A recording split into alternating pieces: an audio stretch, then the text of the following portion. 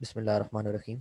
इससे पहले जो हमने 14 स्लाइडें देखी थी उसमें रेट ऑफ रिटर्न की कैलकुलेशन से रिलेटेड एक न्यूमेरिकल हमने स्टडी किया था, और फिर हमने डेप्रिसिएशन कॉस्ट कैलकुलेट करना सीखी थी यूजिंग स्ट्रेट लाइन मेथड। आज हम मज़ीद 2 या 3 मेथड्स देखेंगे जिनको यूज़ करके हम डेप्रिसिएशन एक्सपेंसेस कैलकुलेट कर सकते हैं। पहले वाले मेथड को निकाल के अगले वाले जितने भी मेथड्स आते हैं उनको एक्सेलरेटेड डेप्रिसिएशन मेथड्स बोलते हैं। वो क्यों क्यों बोलते हैं? वो इसलिए बोलते हैं कि ये जितने भी मेथड्स आज हम स्टडी करेंगे इनमें जो डेप्रिसिएशन कॉस्ट होती है वो अर्ली ईयर्स में मैक्सिमम रखी जाती है। उसकी वजह ये होती है कि एक तो जो अर्ली ड्यूरेशन होती है किसी भी इक्विपमेंट की, किसी भी एसेट की, जब आप उसको यूटिलाइज कर रहे होते हैं उसकी जो प्रोडक्टिविटी है वो मैक्सिमम होती है, क्योंकि नई चीज़ होती है। तो उस नई चीज़ को आप इस्तेमाल करेंगे तो ऑब्वियसली उससे प्रोडक्टिविटी भी मैक्सिमम निकलेगी।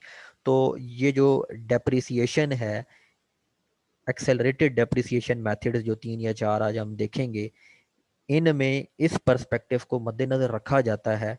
और ये क्यों रखा जाता है? ताकि अर्ली ईयर्स में उसको मैक्सिमम डेप्रिसिएशन कॉस्ट दे दी जाए, और जब वो अपनी यूज़फुल लाइफ इख्तिताम पर पहुंची हो अपनी यूज़फुल लाइफ के, तो डेप्रिसिएशन कॉस्ट रिड्यूस हो चुकी हो, मिनिमाइज हो चुकी हो, ताकि आपको उस पर कम टैक्स अदा करना पड़े।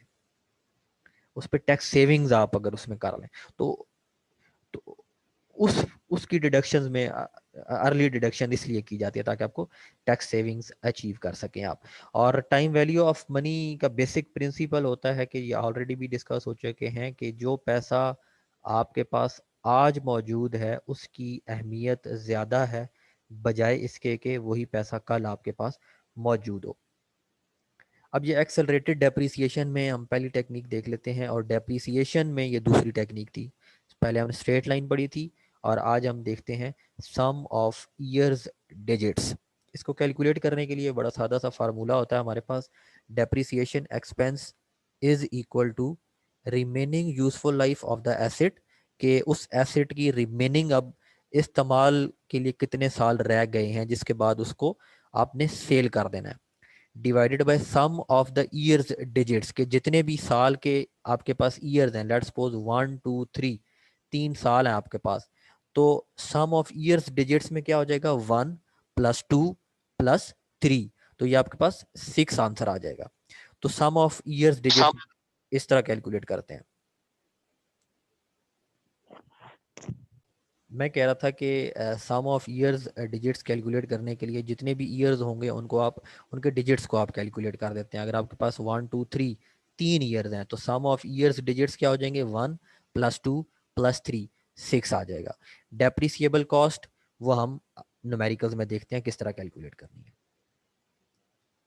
तो ये एक हमारे पास सिनेरियो आ जाता है कि जी Monster company purchased a machine on January 1, 2015। इससे रिलेटेड इंफॉर्मेशन क्या जी? कॉस्ट ऑफ मशीन, जब आपने उसको मशीन को ख़रीदा तब आपको 250,000 US डॉलर्स देने पड़े। उस मशीन की एक्सपेक्टेड यूज़फुल लाइफ थी 5 साल। उसकी सैलवेज वैल्यू होगी 5 साल के बाद जब उसको सेल करेंगे वो बनती है 25,000। तो आपने हर साल का डेप्रिसिएशन एक्सपेंस प्रिपेयर करना है using sum of years digits method. उसको करने के लिए ये एक सादा से हमारे पास 3 4 स्टेप्स होते हैं। सबसे पहले स्टेप में हमने ईयर्स लिख लेने होते हैं, मतलब 5 साल हैं तो 1 2 3 4 5। फिर स्टेप 2 में हमने डेप्रिसिएशन बेस कैलकुलेट कर लेनी है ईयर 1 के लिए। डेप्रिसिएशन बेस हम किस तरह कैलकुलेट करेंगे? डेप्रिसिएशन बेस्ड को डेप्रिसिएबल कॉस्ट भी बोलते हैं, और ये हमने देखा था capital B minus capital S, यानी कि आपकी बेस कॉस्ट में से सैलवेज वैल्यू जब आप माइनस कर देते हैं तो आपके पास डेप्रिसिएबल बेस आ जाती है। ये आप नीचे भी देख सकते हैं। तो पहले साल के लिए हमने डेप्रिसिएबल बेस्ड कैलकुलेट कर ली 2,25,000। अब ये जो डेप्रिसिएबल कॉस्ट है, ये डेप्रिसिएबल बेस है, ये कांस्टेंट रहेगी थ्रू आउट 5 ईयर्स। फिर रिमेनिंग लाइफ ऑफ मशीन, जब आप पहले साल उसको यूज करेंगे तो ऑब्वियसली उसकी रिमेनिंग लाइफ हो जाएगी 5। दूसरे साल वो 1 साल घट के 4 हो जाएगी। तीसरे साल वो 3 हो जाएगी, चौथे साल वो रिड्यूस होकर 2 और पांचवें साल वो अपनी एंड ऑफ द लाइफ पे पहुंच जाएगी और रिमेनिंग लाइफ ऑफ मशीन 1 रह जाएगी। अब डेप्रीसिएशन फैक्टर आपने निकालना है चौथे स्टेप पे। डेप्रीसिएशन फ्रैक्शन निकालने के लिए जो रिमेनिंग लाइफ ऑफ मशीन है उसको हम डिवाइड कर देते हैं सम ऑफ ईयर्स डिजिट्स के साथ। तो सम ऑफ ईयर डिजिट्स हमारे पास आते हैं 1 + 2 + 3 + 4 + 5, तो ये 15 बनता है। तो डेप्रिसिएशन फ्रैक्शन बनेगी पहले साल के लिए 5 डिवाइडेड बाय 15। अब इस डेप्रिसिएबल फ्रैक्शन को जब मैं मल्टीप्लाई करता हूं डेप्रिसिएशन बेस के साथ, यानी कि फार्मूला ये वाला लगाइएगा, डेप्रिसिएबल कॉस्ट मेरे पास है उसको, अब वो जो फ्रैक्शन वाली वैल्यू थी उसके साथ मैंने ज़रब दे दी, मल्टीप्लाई कर दिया। तो यहाँ पर मेरे पास जो वैल्यू आई थी 5/15 से, उसको मैंने $225,000 के साथ मल्टीप्लाई किया। ये आप देख सकते हैं बॉटम लाइन सेकंड नंबर पे फार्मूले में इंसर्ट हुई है वैल्यूज। तो आंसर मेरे पास आता है $75,000। अब एंड पे हमने बुक वैल्यू कैलकुलेट करनी है इस एसेट की, कि पहले साल के इख्तिताम पर हमारी कंपनी की बैलेंस शीट में इस एसेट की क्या वैल्यू होगी, उसको हम बुक वैल्यू बोलते हैं, पहले भी बताया था। तो इस 75,000 को मैं क्या करूंगा, जो मेरी बेस कॉस्ट थी, जो जो मेरी खरीद थी, जो परचेज जिस कॉस्ट पे मैंने किया था, उसमें से मैं माइनस कर लूंगा। ये बॉटम पर आप देख सकते हैं। तो पहले साल के लिए मैंने इसकी परचेजिंग कॉस्ट में से 75,000 डेप्रिसिएशन एक्सपेंस जब माइनस किया तो मेरे पास बुक वैल्यू आ गई पहले साल पे। अब इसी तरह दूसरे साल के लिए मैं डेप्रिसिएशन बेस मेरी जो है थ्रू आउट 5 ईयर्स कांस्टेंट रहेगी। मैं हर साल के अगेंस्ट डेप्रिसिएशन फ्रैक्शन कैलकुलेट कर लूँगा और हर साल के लिए मैंने डेप्रिसिएशन एक्सपेंस कैलकुलेट कर लेना है। अब जब मैं डेप्रिसिएशन एक्सपेंस कैलकुलेट करूंगा तो बुक वैल्यू पहले साल की मैंने आपको बताया कैलकुलेट हम किस तरह करते हैं, वो आप बेस वैल्यू में से आपने माइनस कर देनी है डेप्रिसिएशन एक्सपेंस, तो वो आ गई 1,75,000। अब दूसरे साल की बुक वैल्यू को कैलकुलेट करने के लिए मैंने पहले साल की जो बुक वैल्यू थी $175,000, उसमें से ये डेप्रिसिएशन एक्सपेंस माइनस कर देना है। तो मेरे पास दूसरे साल की बुक वैल्यू आ जाएगी इस इंस्ट्रूमेंट की। अब मैं आगे मूव करता हूं, तीसरे साल की बुक वैल्यू निकालूंगा मैं। $1,15,000 में से डेप्रिसिएशन एक्सपेंस में माइनस कर दूंगा तो मेरे पास 70,000 आ जाएगी बुक वैल्यू तीसरे साल पे। चौथे साल के लिए क्या करूंगा, 70,000 में से 30,000 माइनस कर दूंगा, जो ऑलरेडी मैं वैल्यू कैलकुलेट कर चुका हूं, तो 40,000 बचा। और पांचवें साल के लिए 40,000 में से जब मैं 15,000 जो कि मैं कैलकुलेट कर चुका हूँ ऑलरेडी माइनस किया, तो मेरे पास आंसर आता है 25,000। अब ये जो 25,000 इसकी बुक वैल्यू है, ये हमारी सैलवेज वैल्यू के इक्वलेंट आ गई है। तो ये जो सिंपल सा मेथड था, इसको हम बोलते हैं ये सम ऑफ ईयर्स डिजिट मेथड है। अब हम देखते हैं कि अगला method double declining balance method. इस मेथड में होता क्या है कि जो हमारी डेप्रिसिएशन है वो डबल अमाउंट से इंक्रीज होती है, और वो हम अपनी जो बुक वैल्यू है जो फिक्स्ड एसेट से रिलेटेड होती है उसमें हम उसको उसकी जो बुक डबल जो डेप्रिसिएशन है वो उसका जो है वो उसको हम डबल करके फाइनल वैल्यू में ऐड कर देते हैं। इस तरह हम क्यों करते हैं, अगेन सेम वही इसमें फिलॉसफी आ रही है कि जब भी आप कोई नया इंस्ट्रूमेंट यूज करते हैं तो इनिशियली उसकी जो प्रोडक्टिविटी होती है वो मैक्सिमम होती है, और अर्ली ईयर्स में उसकी प्रोडक्टिविटी एक तो मैक्सिमम होती है, अगर और उसी रफ्तार से उसकी प्रोडक्टिविटी रिड्यूस भी हो रही होती है, और उसको फिर हम अपने इनकम टैक्सेस की में रिडक्शन के लिए हम उसको इनिशियल ईयर्स में डबल अमाउंट से डेप्रिसिएशन को ऐड कर देते हैं। अब इसको करने के लिए हमारे पास फार्मूला होता है 2 × cost of asset into depreciation rate.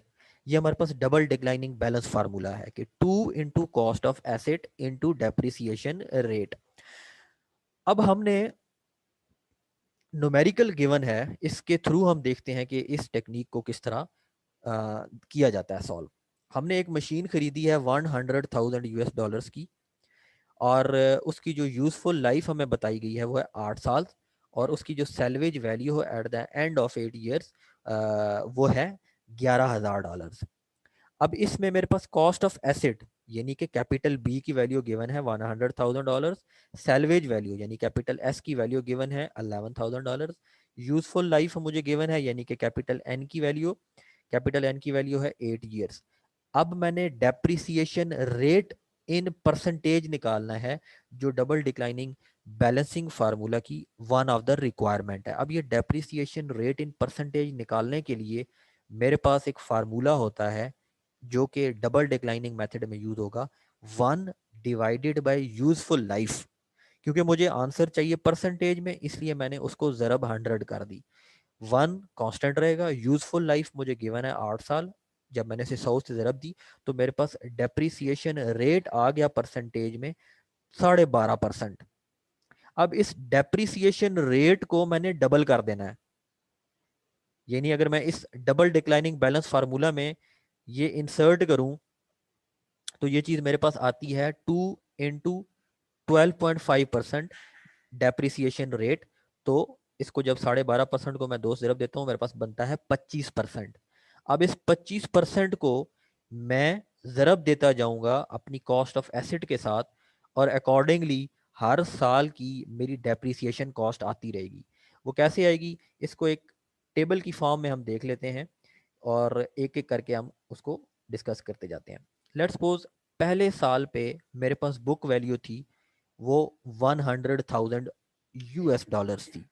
उसकी डेप्रिसिएशन कॉस्ट मैंने कैलकुलेट की, यानी कि इसको जब मैं 25% जो कि मैंने अभी इस फार्मूले में डाला, डेप्रिसिएशन रेट को मैंने डबल करके इसको जब मैं मल्टीप्लाई करता हूं तो मेरे पास आंसर आता है 25,000। ये आप देख सकते हैं मेरे पास आंसर आया 25,000। तो ये मेरे पास डेप्रिसिएशन थी पहले साल में।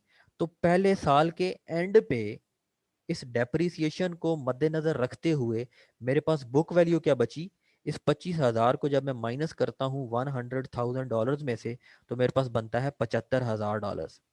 अब $75,000 पहले साल की के एंड पे बुक वैल्यू है, और यही दूसरे साल के स्टार्ट की जो कि बिगिनिंग ईयर की बुक वैल्यू में आ जाएगी 75,000। 75,000 को दोबारा मैंने 25% से ज़रब दिया, मेरे पास आंसर आया 18,750। ये देखें 75,000 को दूसरे साल में जब मैंने 25% से ज़रब दिया तो 18,750 डॉलर आ गया। अब इस 18,750 को मैंने माइनस करना है $75,000 में से, तो मेरे पास दूसरे साल के अख्ताम पे बुक वैल्यू आ जाएगी $56,250। सेम इन्हीं स्टेप्स पर चलते हुए मैं हर वैल्यू को 25% से ज़रब दूंगा और उस डेप्रिसिएशन कॉस्ट को बिगिनिंग ईयर की बुक वैल्यू से माइनस करूंगा, तो मेरे पास एंड ऑफ द ईयर पे बुक वैल्यू आ जाएगी उस एसेट की। अब जब मैं इस स्टेप पर पहुंचता हूं तो मेरे पास बुक वैल्यू आती है एंड ईयर 7 पर $13,348। अब जब मैं $13,348 को 25% से ज़रब देता हूं तो मेरे पास आंसर आता है $33.38। लेकिन यहां पर मैंने लिखा है $23.48। उसकी वजह यह है कि अगर मैं यहां पर डेप्रिसिएशन 33.38 डालता तो वो हमारी मेंशन्ड सैलवेज वैल्यू से एक्सीड कर जाती। तो उस चीज से, उस परेशानी से बचने के लिए मैंने क्या किया, जितनी भी मेरे पास जब मैं डेप्रिसिएशन को बिगिनिंग ईयर की बुक वैल्यू से माइनस करता हूं, जितना भी आंसर आता था वो मैंने यहाँ पर लिख लिया। या दूसरे अल्फाज में 13,348 में से जब मैं 11,000 जो कि सवाल में गिवन डेप्रिसिएशन वैल्यू थी वो मैं माइनस करता तो मेरे पास 8वें साल की डेप्रिसिएशन कॉस्ट आ रही थी 2348। ये मैंने अपनी बैलेंस शीट को सही रखने के लिए इसलिए मैंने 2348 लिखा, ना कि 3338 लिखा। अब डबल डिक्लाइनिंग मेथड हम दो सर्कमस्टांसेस पे यूज कर सकते हैं। एक तब जब हम चाहते हैं कि जब जो हमारा इंस्ट्रूमेंट है वो अगर अ, उसकी जो प्रोडक्टिविटी थी उस या उसकी जो यूजेज यूजेज थी वो बहुत ज़्यादा थी, एक रैपिड रेट के हिसाब से आप उसको यूटिलाइज कर रहे थे, तो जब आप उसकी यूजेज बढ़ा रहे हैं तो आप उस केस में उसकी जो initial years of its useful life है वहाँ पर आप उसकी डेप्रिसिएशन को डबल कर देते हैं, या आप इसको अपनी जब आप अर्ली स्टेज पे प्रॉफिटेबिलिटी है उसको रिकग्नाइज करने के लिए या उसको अर्ली स्टेज पे रिड्यूस करने के लिए आप चाहते हैं कि आप करना चाहें, या आपके जो टैक्सेस हैं उनको डेफर करना चाहें, तो उस केस में भी आप ये डबल डिक्लाइनिंग मेथड को यूज़ करेंगे। अच्छा जी, आखिरी चीज़ है इस कंसेप्ट में कि जब भी हम अपने एसेट को सेल करते हैं तो उसमें जो केसेस ऑफ इंटरेस्ट आते हैं या उस एसेट को सेल करने में दो या तीन डिफरेंट केसेस का हमें सामना करना पड़ता है। उनमें से एक में हमें या तो एक ऑर्डिनरी गेन हो जाता है, या उसमें हमें ऑर्डिनरी लॉस हो जाता है, या हमें उसमें ऑर्डिनरी गेन भी होता है, या दूसरे अल्फाज में कैपिटल गेन हमें हो जाता है। एक एक करके ग्राफ से हम देखने की कोशिश करते हैं तीनों केसेस को। सबसे पहला केस जो हमारे पास आता है कि हमारा जो एसेट है उसको हम अपनी जो बुक वैल्यू थी आ, उस बुक वैल्यू से ज़्यादा में बेच दें। मिसाल के तौर पे आपने एक मशीन खरीदी $10,000 की, उसकी जो बुक वैल्यू थी, बुक वैल्यू यानी आपकी कंपनी की जो बैलेंस शीट थी उसमें एसेट की वैल्यू थी 5,000 डॉलर, लेकिन उसकी जो मार्केट कैपिटलाइजेशन वैल्यू है यानी कि उसकी जो मार्केट वैल्यू है वो $7,000 है। अब अगर आप इसको बेचेंगे तो आपको $2,000 का ऑर्डिनरी गेन होगा, माइनर गेन होगा। दूसरा केस आता है कि आपको नुकसान हो जाए, ऑर्डिनरी नुकसान हो जाए, यानी कि आपने $10,000 की चीज़ खरीदी, उसकी बुक वैल्यू आपके पास जो रजिस्टर्ड थी बैलेंस शीट में वो $5,000 थी, लेकिन उसकी मार्केट वैल्यू जो है वो इतनी ज़्यादा नहीं थी, डिमांड में नहीं थी, तो वो $2,000 थी। अब आपको जब उस चीज़ को बेचेंगे तो आपको $3,000 का ऑर्डिनरी सा लॉस होगा। और तीसरा और फाइनल केस हमारे पास आता है जब आपके पास जो कैपिटल गेन आप अचीव करें। कैसे अचीव करेंगे? लेट्स सपोज आपने $10,000 की एक चीज़ खरीदी, एक मशीन खरीदी, उसकी बुक वैल्यू आपके पास थी $5,000 की, और उसकी जो मार्केट कैपिटलाइजेशन वैल्यू थी वो थी $14,000 की। अब आप इस चीज़ को अगर बेचेंगे 14,000 में, तो इसमें 5,000 जो डॉलर हैं वो तो आपके चले गए डेप्रिसिएशन रिकैप्चर के केस में, और मतलब और जो ऑर्डिनरी गेन जिसको हम बोलते हैं उसमें चले जाएंगे, और जो इजाफी $4,000 आपके पास आएंगे वो अब आपका कैपिटल गेन है, आपका प्रॉफिट है, यानी चीज आपने 10,000 में खरीदी थी, 14,000 में बेच दी, तो 4,000 का आपका कैपिटल गेन हुआ, आपको प्रॉफिट मिला।